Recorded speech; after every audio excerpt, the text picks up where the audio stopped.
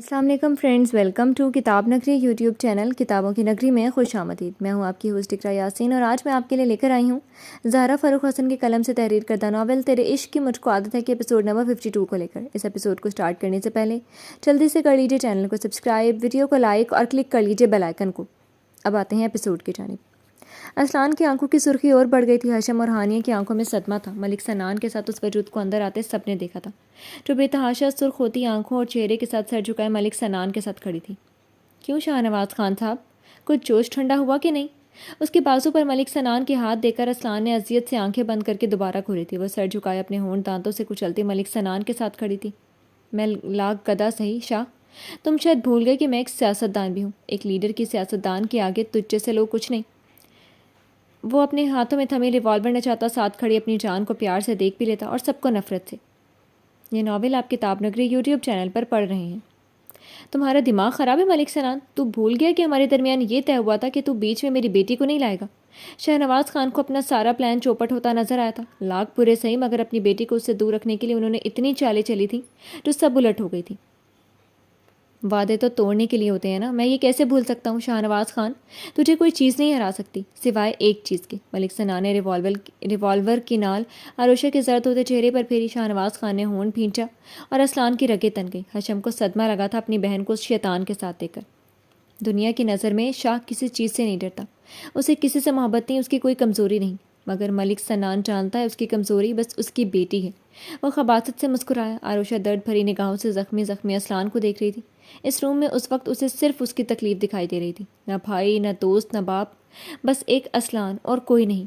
وہ بیٹی اس کی کمزوری کیوں ہے؟ اس لیے کہ وہ ہو بہو اس کی ماں جیسی ہے، جس سے شاہ نواز کو سب سے زیادہ محبت تھی، جس کی موت نے اسے انسان سے جانور بنا دیا۔ وہ بہت برا بن گیا، شیطان ہو گیا۔ اسے جان کے ساتھ ساتھ دلوں سے کھیلنے کا جنون چڑھ گیا، مگر ایک چیز سے بے بس ہے، وہ بس اپنی بیٹی سے محبت کرتا ہے۔ صحیح کہہ رہا ہوں اسلان میر؟ ملک سنان نے گردن ٹیڑھی کر کے اسے کرسی سے بندھے اسلان میر کو دیکھ کر آنکھ ماری۔ وہ بس اسے لہو رنگ آنکھوں سے گھور رہا تھا۔ اسے قابو کرنے کے لیے بس اس کی بیٹی کو ہی ہتھیار بنایا جا سکتا ہے۔ اس نے روتی ہوئی عروشہ کے بازو کو تھامنا چاہا، وہ ڈر کر پیچھے ہٹی۔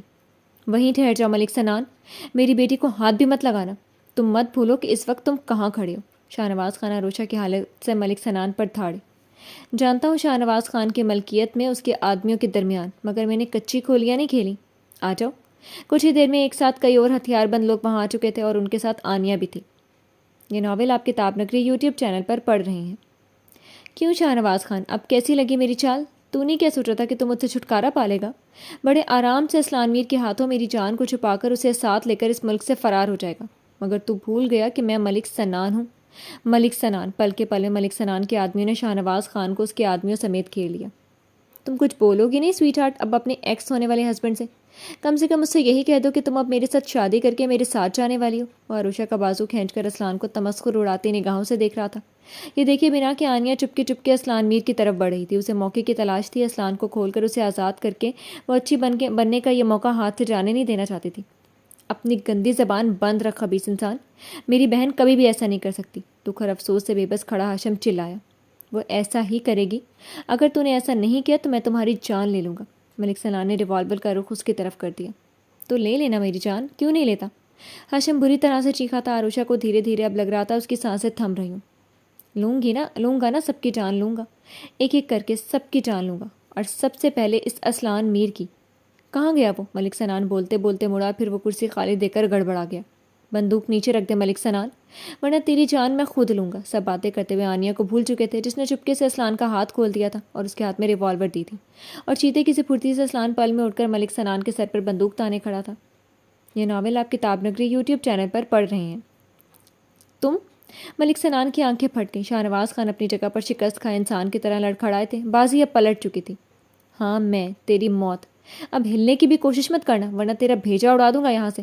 سب میرے ہی آدمی ہیں، اسلان نے برفیلی آواز میں کہہ کر سب کو اشارہ کیا۔ ایک پل میں نظارہ بدلا اور اس کے آدمیوں نے سب کو گھیر لیا۔ شاہ نواز خان ہارے ہوئے انسان کی طرح اپنی پینٹ کی پاکٹ سے موبائل نکال کر مسکرائے۔ اب سمجھ میں آیا اسلان نے ان کے ہاتھ سے موبائل کیوں لیا تھا۔ اتنی دیر میں ان کا کیا گیا ہر جرم کا اقبال ادھر پولیس تک پہنچ گیا ہوگا۔ وہ اپنی لوکیشن اپنے گارڈز کو بھیج چکا تھا اور وہ سمجھتے تھے انہوں نے اس کا شکار کیا تھا، مگر وہ بھول گئے وہ اس کا شکار پہلے ہی سے بن چکے تھے۔ تو تم نے ہمیں دکھا ہی دیا کہ تم کس طرح شکار کرتے ہو۔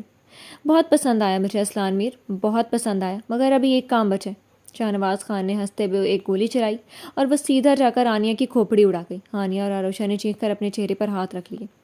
اسلان نے افسوس سے اسے دیکھا جس کے نفس نے آج اسے کہاں لا کر دھوکہ دیا تھا۔ وہ اب بھی اسی نفس کے چکر میں اچھی بنی تھی۔ مگر یہ ناول آپ کتاب نگری یوٹیوب چینل پر پڑھ رہی ہیں۔ اسلان میر اور شاہ میر، تم دونوں سن لو۔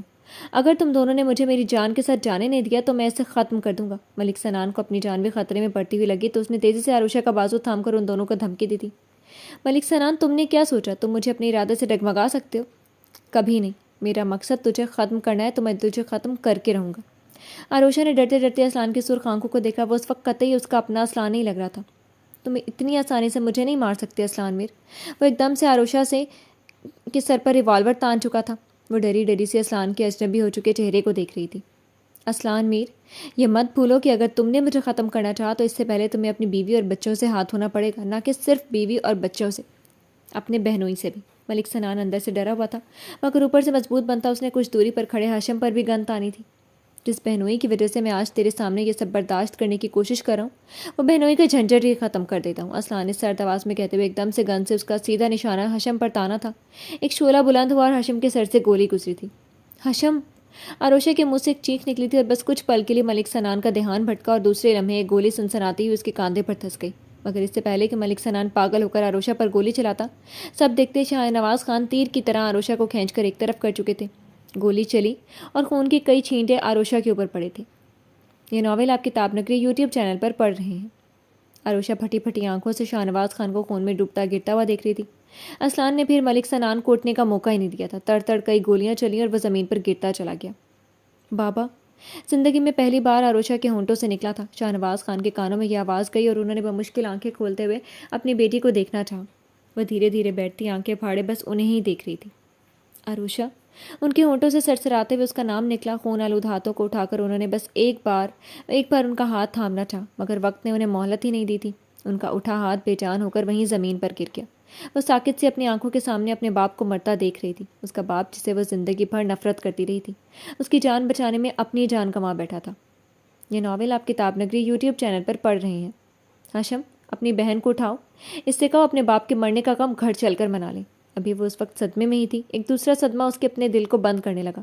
سر اٹھا کر اپنی پھٹی پھٹی آنکھوں سے اس نے پاس آ کر کھڑے ہو گئے اسلان میر کو دیکھا۔ وہ اس کا اسلان میر نہیں تھا، وہ تو کوئی اجنبی تھا۔ اتنی بے رخی تھی ان کالی آنکھوں میں کہ آروشا کا دماغ اندھیروں میں گم ہونے لگا۔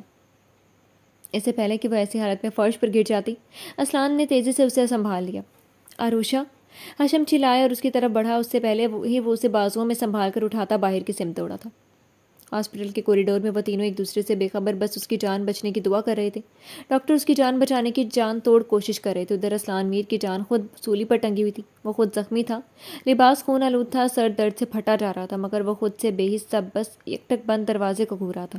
آج تک جو کچھ بھی ہوا تھا وہ سب سوچ رہا تھا۔ شاہ نواز خان نے جو کچھ بھی اس کے ساتھ اور اس کی فیملی کے ساتھ کرنا چاہا تھا، مگر آخری پلوں میں اس نے ایک احسان اسلان پر کر دیا تھا، اس کی زندگی، اس کی جان، آروشا اور اس کے بچوں کو بچا کر۔ وہ مر گیا، ملک سنان بھی مر گیا۔ ملک سنان کے ہاتھوں چاچی شاہ نواز خان کے ہاتھوں آنیا کی بھی جان چلی گئی۔ آنیا! اسلان نے گہری سانس لی۔ عجیب تھی وہ عورت، اسے وہ ہوس پرست کہے یا مطلب پرست، یہ سچ میں اسے آخری لمحوں میں اسلان میر سے اتنی محبت کرنے لگی تھی کہ اس کے لیے اس نے ان دونوں سے خیانت کر دی۔ اسے پانے کے لالچ میں اس نے ہی اسلان کو بتایا تھا کہ ملک سنان اور شاہ نواز خان نے کیا طے کیا۔ پھر اسلان کے لیے آسان ہی تھا شاہ نواز خان کی حقیقت سامنے لانا۔ یہ ناول آپ کتاب نگری یوٹیوب چینل پر پڑھ رہے ہیں، لیکن یہاں اسے کچھ دیر ہو گئی اور اس کے خبردار کرنے سے پہلے ہی خان شاہ نواز خان کے چنگل میں پھنس گیا۔ شاہ نواز خان کے بنگلے میں جانے سے پہلے اس نے زندگی میں پہلی بار آنیا پر بھروسہ کیا اور اسے کہا کہ وہ ملک سنان کے ساتھ اس کے آدمیوں کو لے کر آئے۔ اپنی آدمیوں کو ملک سنان تک پہنچانا آسان نہیں تھا، مگر آنیا نے وہ کر دکھایا۔ اس میں بھی اس نے اپنا مفاد سوچا ہوگا، تبھی تو اس نے اسلان کو یہ بھینک بھی نہیں پڑنے دی کہ ملک سنان آروشا کا پتہ جان چکا تھا۔ وہ چاہتی تھی کہ اسلان کی مدد بھی کر دے اور ملک سنان آروشا کو ختم بھی کر دے۔ آخری وقت میں اس نے اپنی چال چلی، مگر ہم لاکھ چالیں چلنے ہوتا وہی ہے جو اللہ چاہتا ہے، جیسے اس ملک سنان کا ہوا۔ اسے اپنی طاقت، اپنے آپ پر بہت زیادہ غرور تھا۔ اسی غرور میں اس نے کتنی زندگیاں تباہ کی۔ کون سا ایسا گناہ تھا جو وہ اور اس کا بھائی ملک امجد نہیں کرتا تھا؟ ملک امجد وہی تھا جو شاہ نواز خان کا بچپن کا ساتھی تھا اور اس کے جرم میں ہر طرح کا شریک، یہاں تک کہ شاہ نواز خان نے اس کے آگے اپنی بیوی تک کو پروس دیا۔ یہ ناول آپ کتاب نگری یوٹیوب چینل پر پڑھ رہے ہیں۔ اور شاہ نواز خان ایک الجھی ہوئی شخصیت. اس کی ماں ایک طوائف تھی مگر اس گندگی سے نکلنا چاہتی تھی. اس لیے جب شاہ نواز خان کے باپ نے ان سے شادی کرنی چاہی تو وہ فوراً ان سے نکاح کر کے ان کی حویلی میں آ گئی. یہاں شاہ نواز خان کی ماں کو ضرور اصلان مظلوم لگا کہے گا. شاہ نواز خان کے باپ نے ان سے نکاح تو کر لیا مگر انہیں عزت کا مقام کبھی نہیں دلا پائے. ان کی پہلی بیوی اور اسفندیار خان نے شاہ نواز خان کی دن رات اتنی توہین کی، دھیرے دھیرے شاہ نواز خان کے اندر سے رحم اور محبت نکلتی چلی گئی. اسفندیار خان کی باتوں نے دھیرے دھیرے ان کے کچے ذہن میں یہ بات بٹھا دی کہ عزت جیسی چیز بس چھیننے سے ملتی ہے. وہ شاید اتنے برے نہ ہوتے اگر اسفندیار خان کی ماں کی وجہ سے ان کی ماں موت کے منہ میں نہ چکی تھی. ان کی وجہ سے وہ سیڑھیوں سے گرنے سے ان کی موت ہو گئی. یہ سب شاہ نواز خان نے خود اپنی آنکھوں سے دیکھا تھا. وہ اس دن سے پوری طرح سے بدل گئے اور اس بدلاؤ کا ان کے باپ کو تب پتہ چلا جب انہوں نے اپنی سوتیلی ماں کا قتل کر دیا. عجیب تھے ان کے والد بھی. بجائے انہیں سزا دینے کے انہوں نے یہ راز دفن کر دیا. اسفندیار خان کو خود بھی پتہ نہیں چلا اور شاہ نواز خان کو انہوں نے بورڈنگ میں بھیج دیا اور یہیں پر ان کی ملاقات آسیہ اور شازیہ سے ہوئی تھی. ان دونوں سے دوستی ہوئی. جیسے جیسے وہ لوگ جوانی کی دہلیز پر قدم رکھتے گئے آسیہ ان کے حسن پر فدا ہو کر ان کی دیوانی ہوئی تھی مگر شازیہ شاہ نواز خان کی فلرٹ طبیعت کی وجہ سے ان کو گھاس بھی نہیں ڈالتی. یہ ناول آپ کتاب نگری یوٹیوب چینل پر پڑھ رہی ہیں. شاہ نواز خان جو شازیہ کی ہمراہی چاہتے تھے، ان کے ٹھکرانے پر ان کے دل پر پھر سے چوٹ لگی اور یہیں سے کہانی نے نیا موڑ لیا. اب شاہ نواز خان مکمل بدل چکے تھے. وہ ایک عیاش مرد بن چکے تھے اور ان کا ساتھ دیتے تھے ان کے دوست ملک امجد اور ان کا چھوٹا بھائی ملک سنان. دھیرے دھیرے ان لوگوں نے جرم کی دنیا میں قدم رکھ لیا اور اسی جرم کی دنیا میں وہ لوگ دھستے چلے گئے. ملک امجد اور ملک سنان نے اپنے باپ کی شہرت، اس کی طاقت کا فائدہ اٹھایا اور شاہ نواز خان نے اپنے دماغ کا. سب کچھ ایسا ہی چلتا رہتا کہ اسٹڈی مکمل ہونے کے بعد شاہ نواز خان اپنے شہر پہنچے تو اسفندیار خان کی شادی ہو چکی تھی اور ان کی بیوی بہت ہی خوبصورت اور دولت مند بھی تھی. شاہ نواز خان کو لگنے لگا ایک بار پھر اسفندیار خان ان سے آگے نکل کر انہیں شکست دے چکے تھے. ان کے والد نے بھی ساری جائیداد اسفندیار خان کے نام کر دی تھی. وجہ تھی شاہ نواز خان کے عیاشیاں. وہ نہیں چاہتے تھے کہ سب کچھ شاہ نواز خان لٹا دے. ان سب نے مل کر ایک بار پھر شاہ نواز خان پر بدلے کا بھوت سوار کر دیا. انہوں نے ملک امجد کے ساتھ مل کر پلاننگ کی اور اسفندیار خان کی کامیابی سے قتل ہو گیا. اس کا صدمہ ان کے والد کی بھی جان لے گیا. پھر شاہ نواز خان نے سارا کے ساتھ زبردستی شادی کر لی مگر وہ انہیں دل سے نہ اپنا سکی. یہاں تک کہ ان کے گھر میں آروشہ نے آنکھیں کھولیں. پہلی بار شاہ نواز خان کو زندگی نے کچھ دیا تھا. وہ تھی ان کی بیٹی کی صورت. وہ اپنی ماں سے بے پناہ محبت کرتے تھے. آروشہ کو پا کر وہ بے انتہا خوش ہو گئے. یہ ناول آپ کتاب نگری یوٹیوب چینل پر پڑھ رہے ہیں. آروشہ سے وہ جتنی محبت کرتے تھے ہاشم سے اتنی ہی نفرت. وہ دن رات اسے اذیت دیتے تھے. بچپن چھوٹنے لگا، بچے بڑے ہونے لگے کہ پھر سے ان کی زندگی میں ایک طوفان اٹھا. آروشہ 10 سال کی تھی اور ہاشم 13 سال کا جب ایک دن ملک سنان کی نگاہ اس 10 سال کی بچی پر پڑی. اس کی خوبصورتی دیکھ کر پاگل سا ہو گیا. اب جب بھی موقع ملتا وہ شاہ نواز خان کے گھر آنے جانے لگا مگر شاہ نواز خان کو اس کی خبر نہیں تھی. ادھر سارا اب بیمار رہنے لگی تھی. آروشہ ملک سنان سے جتنا بچتی وہ اتنا ہی اسے اپنے پاس بلاتا مگر ہاشم اسے اپنے ساتھ لگائے رکھتا. اور ایک دن ملک سنان نشے کی حالت میں آروشہ کی معصومیت تباہ کر دیتا کہ ہاشم نے اس کے سر پر چاقو دے مارا. ٹھیک اسی وقت شاہ نواز خان وہاں پہنچ گئے. وہ بھی نشے میں تھے. آروشہ کے پھٹے کپڑے، اس کے گالوں اور ہاتھوں پر دانتوں کے نشان، ہاشم کا چیخنا اور بے ہوش ملک سنان، وہ سب سمجھ گئے. وہ اس وقت اس پوزیشن میں نہیں تھے کہ ملک سنان سے دشمنی مول لے سکیں. اس پر سے اگر سارا کو پتہ چل جاتا تو وہ برداشت ہی نہیں کر سکتی تھی. وہ انہیں چھوڑ کر چلی جاتی اور ان کی بیٹی بھی چلی جاتی. تب انہوں نے ایسا پلان کیا کہ وہ حادثہ آروشہ کے ساتھ نہیں ہاشم کے ساتھ ہوئے کیونکہ انہیں معلوم تھا سارا ہاشم کو اتنا چاہتی تھی کہ کبھی نہیں چاہے گی اس کے بیٹے کی آئندہ زندگی برباد ہو جائے اور وہ صرف اپنی بہن کے لیے مان گیا. سب کچھ ان کے کہے کے مطابق ہو گیا مگر آروشہ وہ اس حادثے کے بعد نفسیاتی سی ہو گئی. راتوں کو ڈر جاتی، اچانک چلانے لگتی. ایسے میں ایک ہاشم تھا جو اسے سنبھالتا. شاہ نواز خان نے ان دونوں کو بورڈنگ میں بھیج دیا. کچھ وہ ملک سنان سے پریشان تھے جو ان کی بیٹی پر بری نظر ڈال چکا تھا. 1 سال اور گزرا. سارا کے ساتھ ان کا جھگڑا بڑھنے لگا اور ایک دن سارا کو سب پتہ چل گیا اور پھر شاہ نواز خان نے انہیں بھی مارنے کا پلان بنا لیا مگر اس سے پہلے انہوں نے ملک امجد کو خوش کرنے کا بھی سوچ لیا. یہ ناول آپ کتاب نگری یوٹیوب چینل پر پڑھ رہے ہیں. اور اس رات انہوں نے انسانیت سے بھی گری حرکت کی. ملک امجد کو اپنی ہی بیوی سونپ کر مگر وہ انجان تھے کہ اس رات ان کی بیٹی اور ہاشم دونوں گھر پر آئے ہوئے تھے. آروشہ اور ہاشم نے سب دیکھا. ہاشم نے ملک امجد کو مارنا چاہا تو اس نے اپنے آدمیوں کے ہاتھوں سے اتنا مروایا کہ بس اس کی سانسیں بچی رہ گئی. آروشہ کی سب دیکھ کر بے ہوش ہو گئی. اس حادثے کا اس کے ننھے سے دل و دماغ پر گہرا اثر پڑا. وقت گزرتا گیا. اس کے بعد ان دونوں بھائی بہن نے ایک دوسرے کے زخموں پر مرہم رکھا اور اپنے دکھ درد بانٹے اور اس ظالم دنیا میں جینے کے لیے ایک دوسرے کا سہارا بن کر پوری ہمت سے سامنا کیا. اور آج اسلان نے گردن موڑ کر کچھ فاصلے پر بیٹھے ہاشم کو دیکھا. اس کی آنکھوں میں آنسو بھرے تھے اور وہ بے آواز اپنے اللہ سے اپنی بہن اور اس کے بچوں کے لیے دعا مانگ رہا تھا. ایک طرف ہاسپٹل چیئر پہ بہانیہ بیٹھی بے آواز لگاتار رو رہی تھی.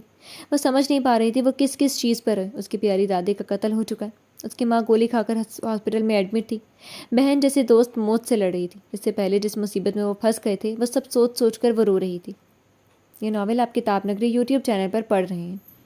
بس کرو، بس دعا کرو. کتنی دیر سے اسلان اسے روتے ہوئے دیکھتا برداشت کر رہا تھا، مگر جب اس کا رونا بڑھ گیا تو وہ ضبط کرتا اس کے پاس ہی بیٹھ گیا. لالا. ہانیہ اس سے لپٹ کر بری طرح سے روتی. اسلان ہونٹ بھینچے بس اس کا سر تھپکتا رہا تھا. جانے کتنے ہی لمحے بیتے اور بند دروازہ کھلا، وہ تینوں ہی اپنی اپنی جگہ سے اٹھ گئے. مبارک ہو آپ کو اسلان، بیٹا ہوئے. ڈاکٹر نے جیسے ہی یہ خبر دی، ہاشم اور ہانیہ روتے ہوئے بھی ان کے چہرے سے کھل گئے تھے. آروشا؟ اسلان نے بے چینی سے ڈاکٹر سے پوچھا. دل بری طرح سے خوف سے سکڑ رہا تھا. وہ بھی ٹھیک ہے، بس ایک بری خبر بھی ہے. میں نے پہلے بھی کہا تھا کہ آپ کا دوسرا بیبی بہت کمزور ہے. اپنی وائف کو ہر ٹینشن، ہر پریشانی سے دور رکھیں. اس لیے آئی ایم سوری اسلان، میں آپ کی بیٹی کو نہیں بچا پائی. ڈاکٹر نے جیسے اسے یہ خبر دی، اسلان نے تکلیف سے آنکھیں بند کر لیں. سب کے چہرے پر دکھ کی لکیریں بکھر گئیں. ہانیہ تو پھر سے رو پڑی تھی. اسلان نے ادھر ادھر دیکھا، جدھر نرس مردہ بچی کو کاٹ میں لا کر ان کے پاس آ گئی. بہت ضبط سے اس نے مردہ بچی پر ایک نگاہ ڈالی. گلابی گلابی سی وہ حسین گڑیا. چپکے سے کئی آنسو اس کی آنکھوں میں گرے تھے. یہ ناول آپ کتاب نگری یوٹیوب چینل پر پڑھ رہے ہیں. یہ تو میری آشو تھی.